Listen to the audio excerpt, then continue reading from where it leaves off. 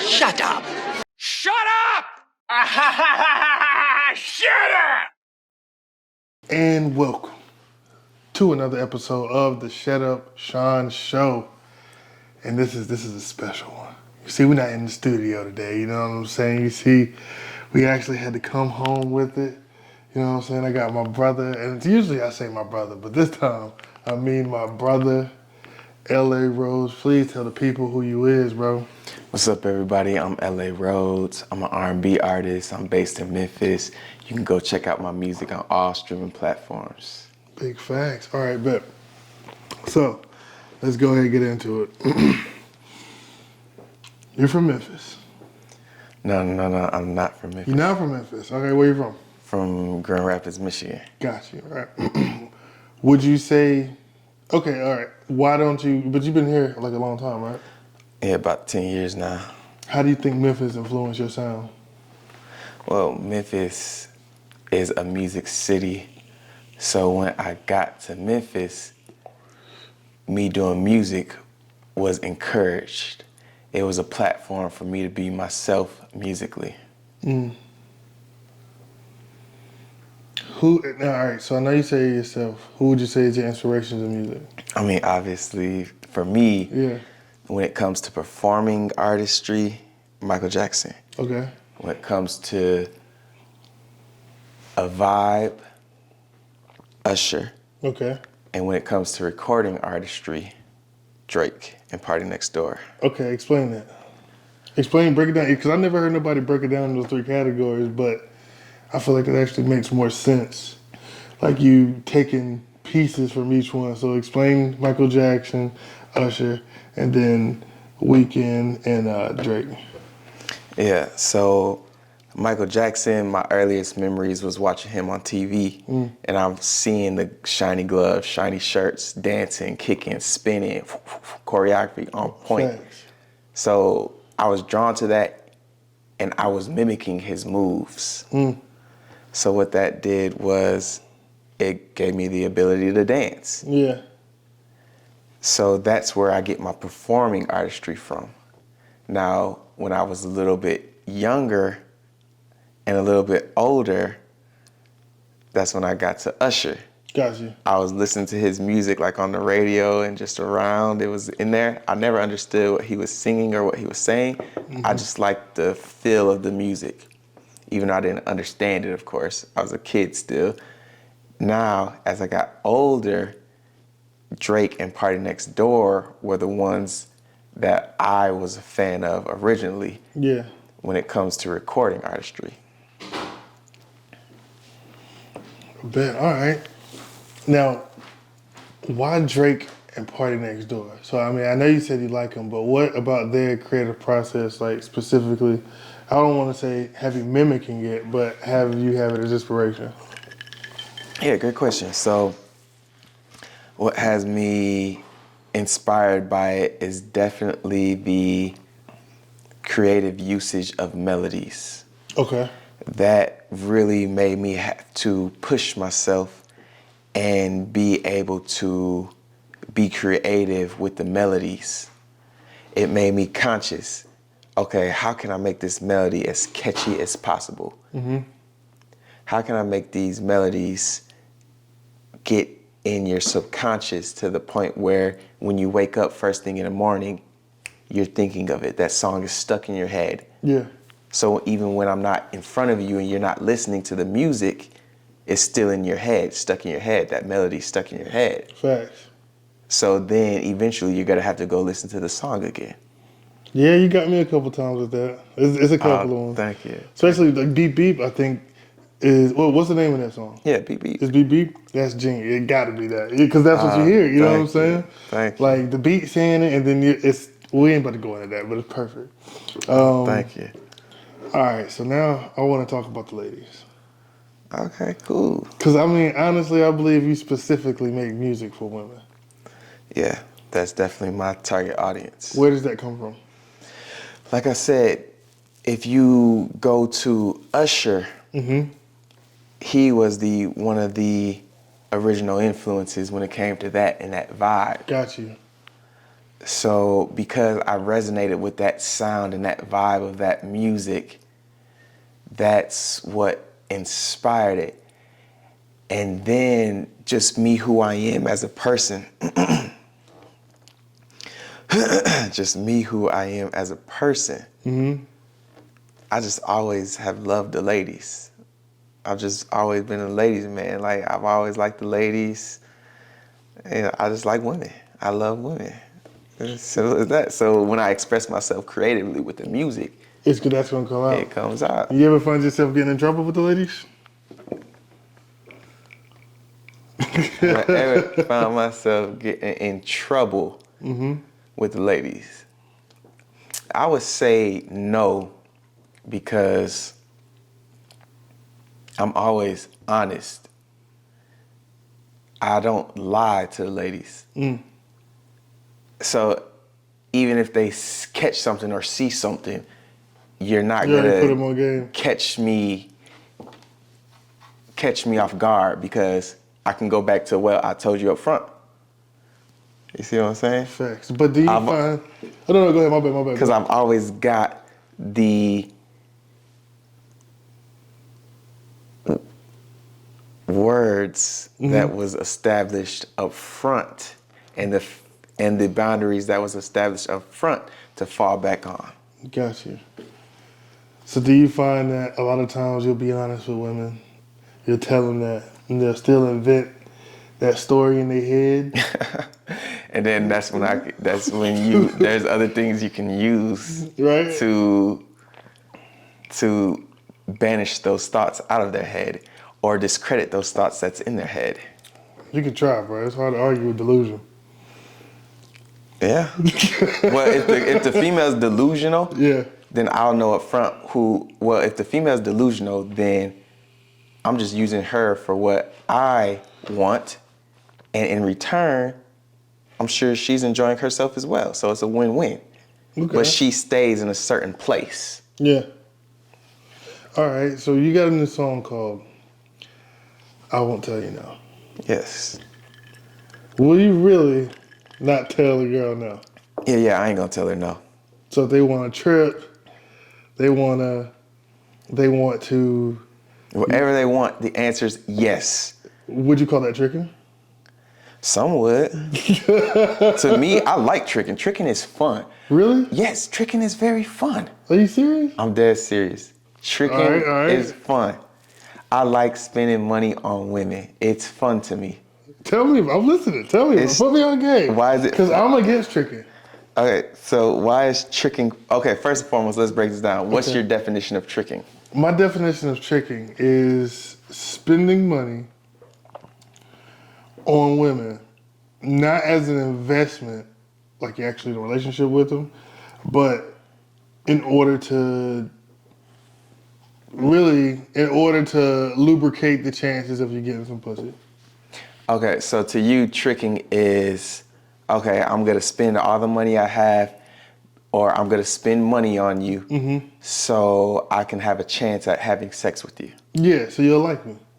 So you'll fuck with Okay, me. see, to me, I can see why you're saying that's tricking, and that is an accurate definition, probably to a lot, but that's not my definition. All right, tell me your definition of tricking. So to me, tricking is not necessarily a bad thing. It just has a bad connotation because of the society, how society has put it. Okay. So to me, if I'm dating a girl, Yeah. and I want to take her to the mall and get her a nice dress and take her to dinner and go out of town with her, and I'm paying for it, to me, that's not tricking, because as long as I'm enjoying myself and I'm getting what I want, and that's what I want to do, then I'm winning. Are you winning if you don't get no pussy at the end of that? Okay, so you're saying, okay, to me, it's more than that. Like, I feel you. To me, it's more than just the pussy. Like, to me, life is more than the pussy. So let's say, okay, if this girl is here and I'm doing all this stuff for her, and I'm not getting no pussy out of her, we're not having sex. Not at all. okay, we're not having sex at all. Yeah. But I'm still doing this. Yeah. And all of this that I'm doing is getting me further towards my goals with the music. That's still a win. Okay. All right. That was a good twist. I like that. All right. But how would that get you further with the music? Like she's somebody all right, so for example, you saying like if she is somebody that can help you further your goals, then you don't mind not getting pussy from the ordeal. For how long? Well, my whole goal, it can be however long, it can never happen. Because my whole goal in life isn't to get pussy. That comes with what I'm doing because I'm a man on my mission, so that comes with it. But that's not my main goal. My main goal is reaching my goals with music. Got you. So if a woman comes along with that and she's helping me elevate to that level quicker, yeah, that's a win for me. You know, that would be a win for you, but what if she wasn't helping you elevate to your goals? What if you just a beautiful woman? She gonna be, okay, as I'm elevating levels, she gonna stay on this level and not be on my level no more and be out of my life. That one you gonna tell no? No, I'm not telling her no. That's not me telling her no. Yeah. It's just me outgrowing her. Hey, that's smart. How do you realize if you're outgrowing a woman? Same way I realize if I outgrown a dude. Pause. Ain't no pausing. I said what I said. Touche. I said what I said and I stand by it. Got to. So people are people, yeah. Men or women. So if a woman's on my team and she's not helping me elevate and she started becoming a liability, same with a guy. If he becomes a liability, like he'll be my videographer. If he's a liability, if she's a liability, they're getting left behind. Facts. No, all right. Tell me the story, because I haven't heard it in full. Tell me the story about what happened between you and your manager, because the Instagrams was dope, but I only seen the pieces. Okay. So basically, I was in the studio, I was doing good, I was gaining a local buzz. I felt like, okay, me going to the studio isn't beneficial enough because I want to spend more time in the studio. So I got my own studio. The quality wasn't good enough in my own studio, so I was like, okay, I want to get to a professional studio now. Gotcha. So I went into his studio, my ex-manager's studio, as an intern. He taught me all the stuff. He taught me a lot. Oh, I want to stop you right there, because people don't understand the importance of what you just did. If you want to learn something or you want to get into an industry, the best thing you could possibly do is go find somebody who's already doing it, an intern, whether that's paid or non-paid. Sometimes you get further by not getting bread. Matter of fact, you'll always get further if money isn't involved. You know what I'm saying? Sometimes, of course, you got to get paid for your work, but if you're trying to elevate, getting in the room and finding the value of what you can offer somebody who's in the trade already, that's golden. So I got to salute you on that. Big facts. But I ain't in the room, my bad. Yeah, big facts, big bro. So basically, I got into his studio as an intern, and I was bringing my clients there. So the studio. So you started recording other people in your studio? Yeah, so a business. Yeah, at my studio that I had with the bad quality, I built up a client base. Got you. And then I went to his studio because I wanted my quality to be better. So when I record music, I wanted to have platinum sounding music. Yeah. So in order to get that, I went to the professional studio, and while I was there, I wanted to provide him value and the studio value, so I brought that same clientele there. Got you. And when we weren't dealing with clients, that's when we were working on our music. Pause right there. I'll make sure that's it. You go ahead, Ma. I'm going to squirt it out on the floor. All right, we still got 10 minutes. Let me see. Set alarm for 8 minutes. Done. Okay, I like your attitude, woman. Yeah. All right. Thanks, Sean. This is some good stuff here. Thank you, bro. See, and then I know you a little bit, so I know how to set you up. You know what I'm saying? All right, and you can continue right from where you left off. 3, 2, 1. So I was bringing my client base to his studio because I wanted to provide value. And when we weren't dealing with clients, that's when I was working on my music and he was working on his music, and he was teaching me the game. Got you. So I took that quality that I learned from that professional studio. I mean, this studio was professional. The dude that owned it had trophies and plaques all over. It was a full production studio. It was just a studio in the back. Got you. So I took that knowledge, got my own equipment. And Which was the goal the whole time. Which was the goal the whole time. No doubt.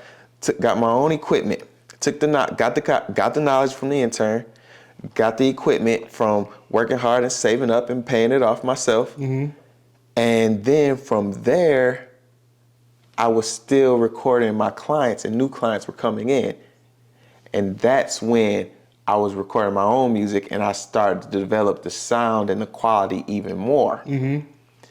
And it got to the point where, okay, you know what? I can't be an engineer no more. So I cut off all my clients, and my studio was private, and it was just the inner circle working. Yeah. So even my mentor, my ex-manager. You wasn't even... we were still cool. He started coming to my studio because it was so low key, so lit, so good quality. Yeah.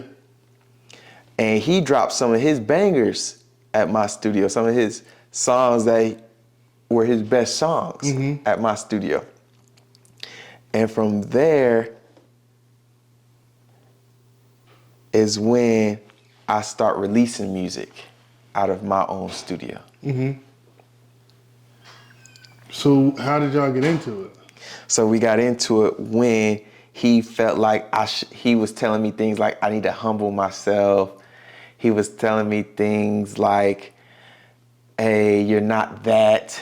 You're not there already. And me, I'm a big believer in manifestation. So I'm going to put my energy and my mindset in my goal that I already want to be in. Yeah. You're going to be that before you're that. Yeah, I'm going to be there mentally and even physically. Even though the world hasn't translated into this physical realm yet. Understandable. But it's already here in the spiritual realm, in the astral realm. So he didn't understand that because it's like this thing that I have, and it's not only him. It's like this thing that I have where my light shines so bright and my gravity gets so great that sometimes people can't be around it without them feeling insecure or inferior. And I know that because if I'm right here shining bigger and bigger, this person will try to control me or try to manipulate me or tell me, this is what you need to do. That's what you need to do. No, don't do that. Don't do that. Why would you do that? That's not what I said do. And I still do it and grow even higher. And then that's when they're left on this level still. And I'm on this level. Right. And that's what happened to him. And the boiling point was when we went to Atlanta to shoot a music video. He invited people that I didn't even invite. And it was your music video? Yeah, it was my music video. Okay. So I'm going there to work. I'm not worried about the club. I'm not worried about picking up girls. Yeah, I mean, that comes with it. That's with music. I'm going to sing to females while I'm out there and network and everything. And then all of a sudden, when we got back to the hotel room, this dude trying to fight me. Like he trying to lay hands on you? Straight up, he stood up over me, started talking hoobity hoobla. So I stood up with him like, what? And this dude went like this. He flinched at me like this, like he about to swing on me. So my instinct, of course, I'm a quick guy. I know I got hands. I know my daddy was Golden Gloves. Yeah, my brother's in New York boxing. I grew up around boxing. I seen it. I used to take boxing lessons low key. Yeah. So I jumped back like this and put my guard up, embracing for a potential swing. Yeah. And then let it be known it was just a flinch. Like that. So then I got back up like this, ready to fight. And then that's when he all walking away and the other dude in his face like this, like, nah, we ain't about to fight in my room, who blah, trying to kill it, trying to make it die down and all that stuff. Yeah. I'm like, bro, if you're in my inner circle and you're supposed to be my manager, why are you trying to cause me harm? Why are you trying to fight me? Even if we got a disagreement. Even if we got a disagreement. Yeah. We're men. I'm a man, you're a man. So what is the problem with you expressing how you feel and me expressing how I feel? You're so mad at what I'm doing. I haven't done anything to you other than pay for your flight. Other than allow you to produce the music video of what you always wanted to do. Yeah. Give you creative control over a lot of it. Yeah. Delegating that to him. So what have I done to him that's so harmful and so hurtful to the point where he's on fighting terms.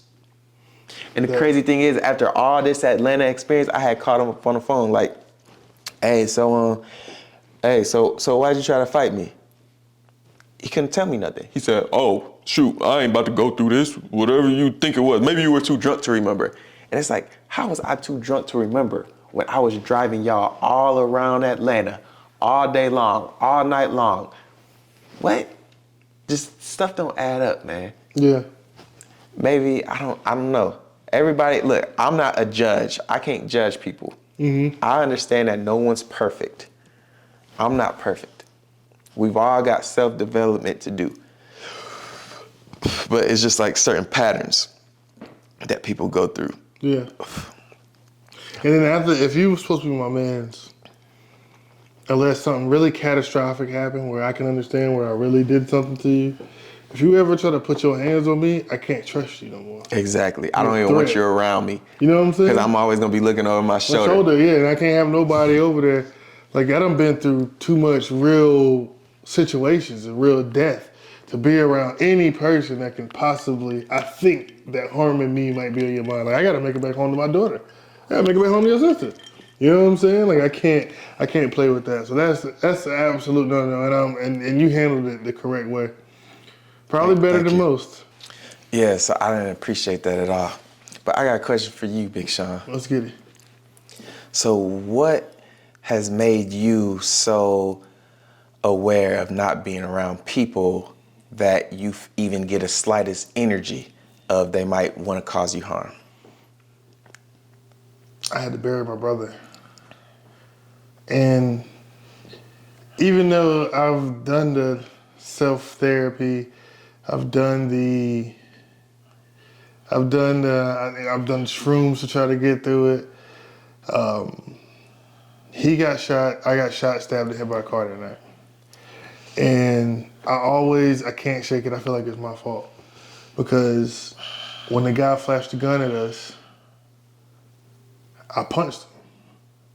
So I understand how real, and I didn't understand, and I got into plenty of fights. That used to be my nature, just to beat people up. Bullies. Now, I wouldn't go around and bully people, but anybody who thought they was better than somebody else, talked a lot of junk to people, you know what I'm saying? I would make it my personal challenge to go and try to humble them. So I thought it was just gonna be another fight. I've been in plenty. I got a park that's beside my house called Hillcrest Park. It's a post up there that every time I fought, it got marked up there. I was 31-0. I only think I got punched twice. And that night, what changed was I actually saw real consequences from actions. I died on the table. They had to bring you back with the clear, my brother died. And as much as I know it's not my fault, I still feel like it is. So I understand how real shit can get in a second. I just told my brother I love him. He just gave me 8 cigarettes. I'll never get a chance to pay him back for those 8 cigarettes. You know what I'm saying? He'll never get a chance to have a kid, or he never got to play Halo 4. He loved Halo. He was the most talented artist I ever heard in my life. He's the one who made me want to rap. I can't even rap now because I don't got him. That's the real reason I don't rap. You know what I mean? And yeah, to wrap it up, make the answer short and sweet is, I'm never getting shot again. I'm never losing the person I love again. And the person I was after that, I don't want to be, because I was even after that, it turned me into a different person. Very cold, callous, and willing to harm anybody or do anything in order to protect what's mine. And I want to stay out of that mind state. I need to stay out of that mind state, because how far I'll go to protect what I consider mine and what I care about, and especially myself, I'm not letting it get to a point anymore to where I think it's just a fight. So what I figured out as I got older was the best way to do that was to keep yourself out of those situations. I can't afford to be around somebody I think is gonna harm me, because I'm gonna harm them first. And I can't afford to do that because, like I said, I got to make it back home to my daughter.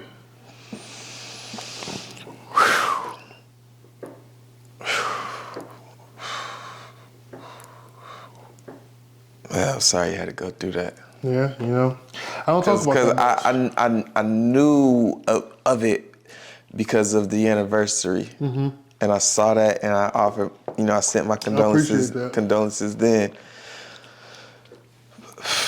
I'm glad that I know it's always there, but I'm glad you're still able to not be the person that it tried to turn you into in terms of that cold, callous person. That's tough, man. I try to make it. I really try to make it seem. I try to be vibrant and not fall into that because once you, It sucks you into a different energy. yeah, it's a war zone. You know what I'm saying? Like literally, it's like I grew up in a war zone, and you get PTSD. Like it's no different than what I'm saying. Probably what the Palestinians is dealing with in Israel. You know what I'm saying? Running for their life. I mean, it's way different. They got it way worse. But the result of what it can change you into. That's why the Taliban exists. You know what I'm saying? Because it was people who got killed and they went through so much stuff that they gave up on morals in order to defeat an enemy. You know what I mean? I can't be that, and I was close to that. My daughter was conceived the night before that happened. I think that's the thing that saved my life is that I had to focus on her coming because I'm dealing with healing and also dealing with the fact that now I got a daughter on the way. Thank you for sharing that because, man, that is not easy to share. Yeah. Especially like to the world, like you're sharing your story to the world. You don't know whose life this is gonna change. I hope it helps somebody, man. It will. It is. Okay, so let me ask you this. Yeah. How did you recover? How long was that process back to you where you start feeling like yourself again after being resuscitated? And then rehab I'm sure you had to do rehab after being you were shot, you said? Yeah, I got shot, stabbed, and hit by a car. Yeah, so you had to get resuscitated. And then what was the recovery process like? Like first and foremost, how long was it? And then what was that? If you're okay with talking about it. I was the first person to make it out of ICU and get discharged from an ICU. You're not supposed to. It's like, because you're in ICU, then you go to a regular room, then you get discharged. My brother's funeral is coming up, so I said, forget that. I pulled the needle, I had IVs in my leg, I pulled those out, pulled my IVs out. I told them I had a chest tube as well, so they had a tube in my lungs. And I told them that, hey, I'm gonna take this out too if y'all don't get this out of me because I have to go to my brother's funeral. We made a promise together that if something happened to one of us, if something happened to one of us, we would carry each other's casket. You know what I'm saying? So I had to do that. So I got out the hospital in 4 days. Wasn't really supposed to, but I was gonna leave regardless. So I don't really know how long. That's my hospital recovery time. Went from a coma. After they brought me back, they induced me into a coma. Woke up the next day. They told me everything that happened. In 3 days, I was at the funeral. I was traveling. So I carried his casket. I bust my stitches. You know what I'm saying? But I had to do that. Physically, I say about a couple months, just because it heals from the inside out. It's the worst pain ever. I didn't feel when I got shot. I didn't feel when I got stabbed. I felt when I got hit by the car. Now, you feel that. Because you had a lot of adrenaline rushing? I think so, you know what I'm saying? But it was, the worst part was the wounds like scabbing up on the inside of you. The people don't really think about that. Like it's a tunnel that got pushed through you because it's a bullet. So it has to heal. And it doesn't heal skin first. Like when you rub your skin off or you get a cut, under the skin heals first and then it goes up. So imagine that all the way inside your body. Man, there'll be times where I'll be butt naked in the shower crying because it's an itch and a hurt that I can never scratch. Like, how do you reach inside your damn chest? You know what I'm saying? So that part was tough physically, but I'd say a couple months, and I was pretty much getting close back to 100%, or at least to where if you didn't know something happened to me, you couldn't tell. That's a quick turnaround. Yeah, that's a blessing. Mentally, Yeah, the mental is what's gonna take. I can't. You still dealing with it today? I deal with it every morning. I deal with it every night. I smoke weed, bro, so I don't have dreams. I dream about that shit almost every night. You know what I'm saying? Like, I held my brother till he passed away. I seen his last breaths. You know, they try to say he died in the ambulance, but it took him 30 minutes to get there. So I visualize that a lot. I see it. And like, sometimes I'll be wishing like that'll be one of the memories you block. You hear people blocking out memories and stuff. I'll be like, damn, why couldn't that happen to me? So mentally, I still deal with it. Forgiving myself for the actions that I took, I'd say maybe about a year, 2 years ago. And that happened in 2011. We just hit a 12 I believe, 12 years anniversary. Yeah, it happened in 2011. December 4th was 12 years that it happened. And I'd say maybe right before I moved to Atlanta, about a year and a half, 2 years ago, I can say mentally I was in a different space. And people couldn't tell, you know, like it, because when you're out in front of other people, I feel like, dang, I never said this before. I never said it out loud. I felt like I had to be tough for everybody else because they lost me and DJ. Well, they lost DJ and they almost lost me. I only almost lost DJ. And that's probably like a fucked up rationale, but so people would be coming to me almost for hope, I felt like. And that might be crazy. I don't even know if that was real, but that's a coping mechanism I had. It would be like people came to me to feel better about the situation because I still made it. So I never showed anybody what I was going through. Never. Like, nobody would ever see me cry. Even when I was in the hospital, when people come visit, I wasn't crying. I was happy, normal Sean, joking. You know what I'm saying? Nobody seen the anger. When everybody left, I'm bawling. I'm crying.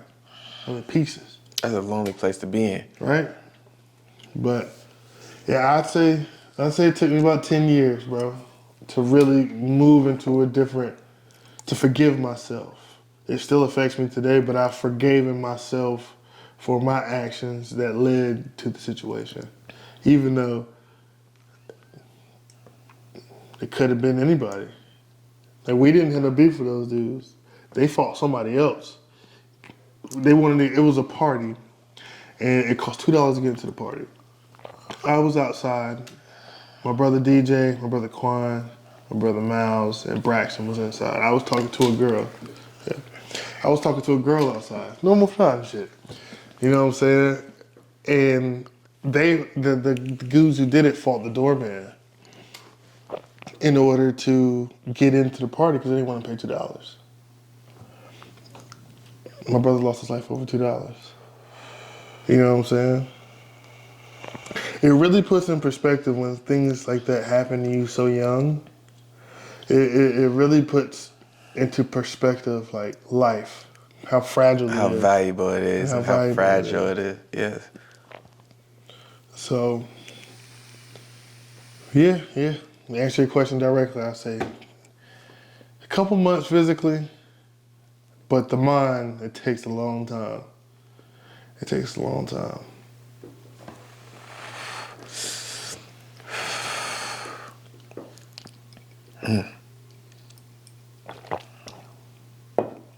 Rest in peace, Boom. I take a drink. Absolutely. Absolutely.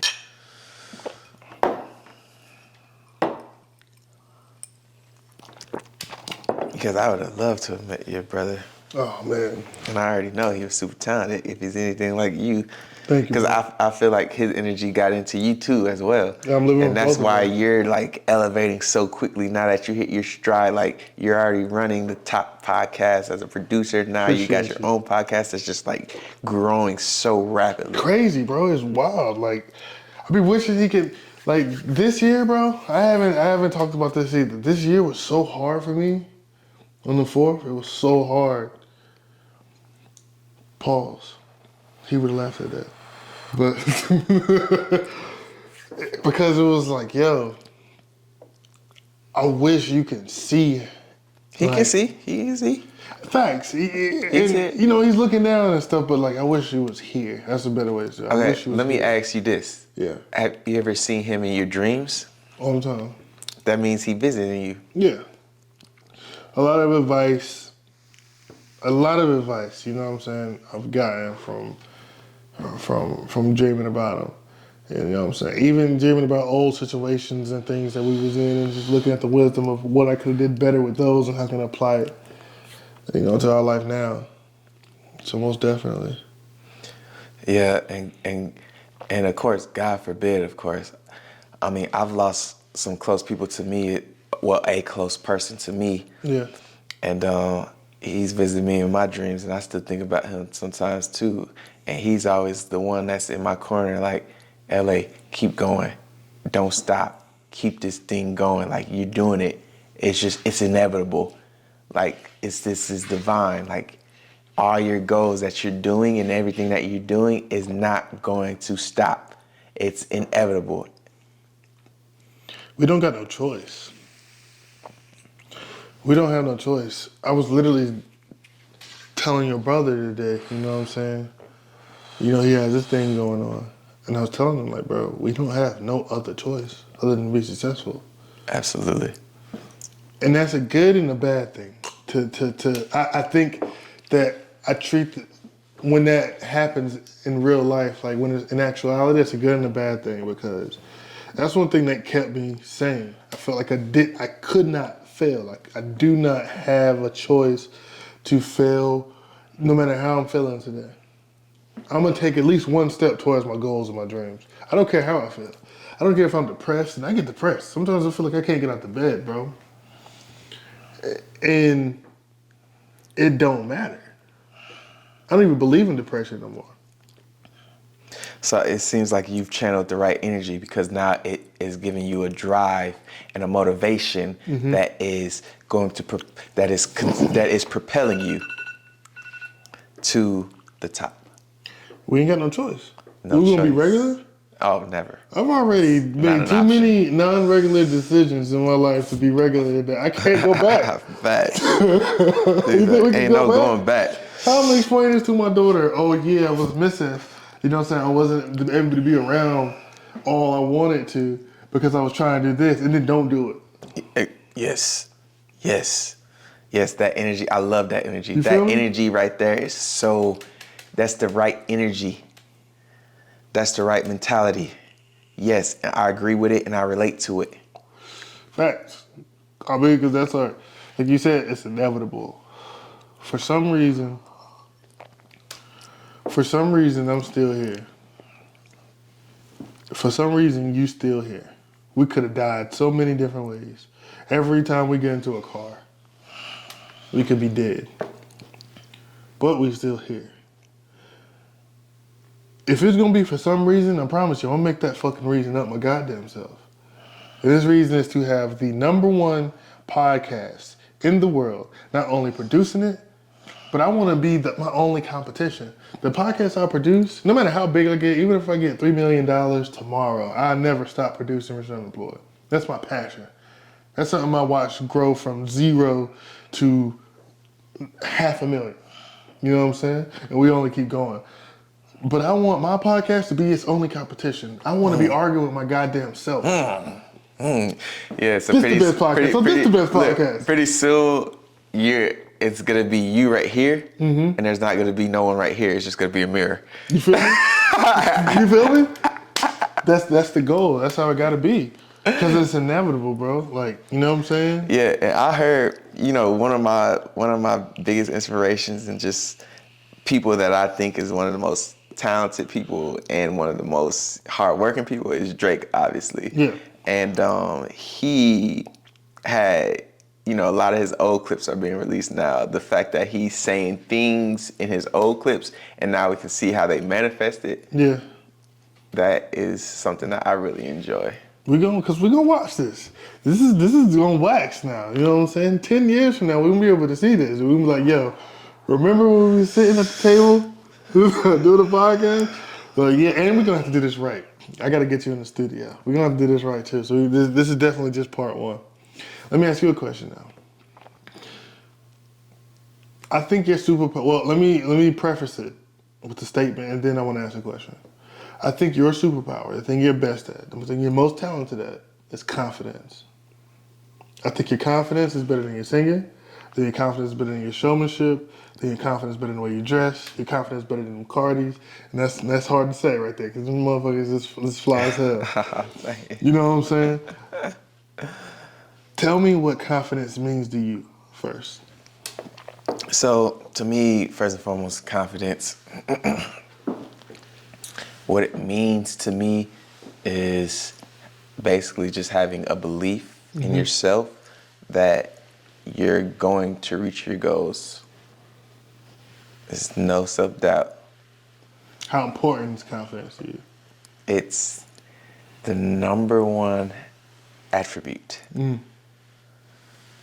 That's how important it is to me.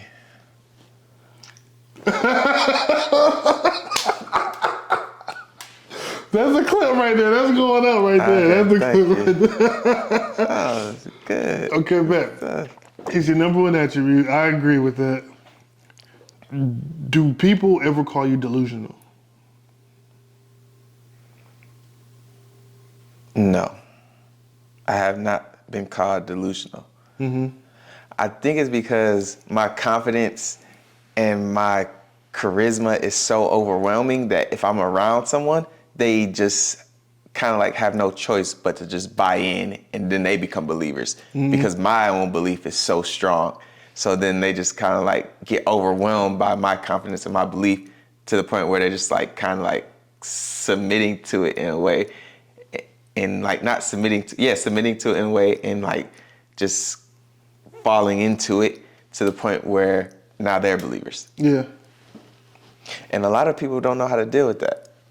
A lot of people get envious of that. A lot of people get jealous of it and try to knock it off, but they could never knock it off. And then some people are pushing it forward, like, yeah, buying into it, doing good with it. I like to think I'm one of those people. Yeah, definitely. You're definitely one of those people. Yeah, every day I think to go harder. Because you're not insecure. You're confident about yourself. Facts. That's why when someone else is doing good and they're around you, I only wanna you see can it. appreciate their light, and you can contribute to their light. What to say, our light is whether always it's gonna magnify. ideas or whether it's getting me on your podcast or whatever it is, you magnify people's light, and that's good because you got your own light. Now, people that are insecure about their own light, We don't fit. I hate them. I can't stand they them. are the ones that are jealous, who, if you do something good, they're gonna feel some type of way. And it's okay to have those feelings and feeling some type of way, but it's about what you do with those feelings. Yeah. So for me, for example, if someone that's my competitor, they're doing really good and I see that, I'm like, good for them. That's good. I'm glad they're doing good. Now, you know what? I'm going to figure out a way to do better. And then I want that person to do the same thing, figure out a way to do better, because that's a healthy competition. And at that point, we're a benefit to each other because we're pushing each other forward. Exactly. 50 Cent said it in his book, if you can't be my friend, then bless me enough to be my enemy. Because we're going to help each other either way. Yeah. You know what I'm saying? I try not to have enemies. I try not to. But, of course, it happens. Have you ever had any beef or anything in your music career? Like, other than the manageable with other artists? I mean, just like little things here and there. You'll never, it's in my music, but you would never really understand it because it's so subliminal in terms of I said this line because I felt this way because of that. Yeah. But no one would never understand it because it's not a diss. It's just an inspiration. Because I'm the type of man that's so competitive that I will take anything, and put a chip on my shoulder just so I have some fuel to push myself higher and make myself go harder and get that Mamba mentality. Facts. Like, we just competed over who could get the most volleys on the ping pong table. Like, nah, so I get it because I'm the same way. And I think that's why, we get along. Like, you know what I'm saying? Because a lot of our attributes are the same. And yeah, we may express it in different ways, but that's one thing I can always appreciate about you. Like, I know we'll never have a problem. Either we'll be able to talk it out or we're going to fucking compete it out. Somebody's going to be the winner. And it's going to be me. You know what I'm saying? See, I like that energy. Now, one thing that I thought was interesting, and I'm going to ask you this question because I slick already know the answer, but I want to get your take on it. I bet. What is the difference between cockiness and confidence? Whether people believe you. It's the same thing. It's just that you're confident when people believe that you can actually achieve it. If we're going by your definition, I think your definition is accurate, right? Confidence is the belief that the belief without any doubt that you'll achieve your goals, right? When other people believe it too, you're confident. If people don't believe it, you're cocky. So another thing is your confidence and cockiness also comes from how people perceive you. Not if they believe you can get your goals. I mean, I think that's a big portion of it too. But it's also how they perceive you. If people perceive you as somebody who don't really believe it, you're cocky. You're just expressing. But if you can get people to buy in to your goals, you're confident. What do you think the difference is? Yeah, I agree with a lot of that. And on top of that, when I looked up the definition of cocky, it said that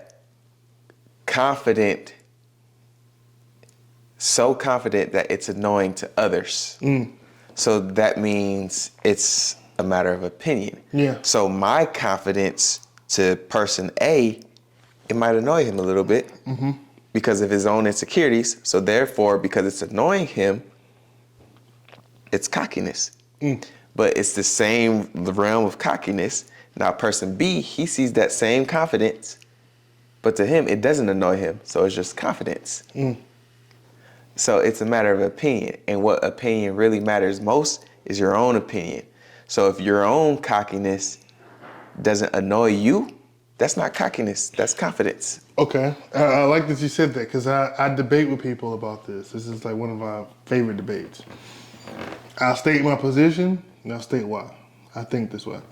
I think that other people's opinion matters more, especially in our profession or what we're trying to be. I think your opinion matters first. Because if you don't have this opinion about yourself, nobody else can have it. I mean, it can happen. There's exceptions of people who don't believe in themselves, but they're so great that other people do. But that's 1 out of a million.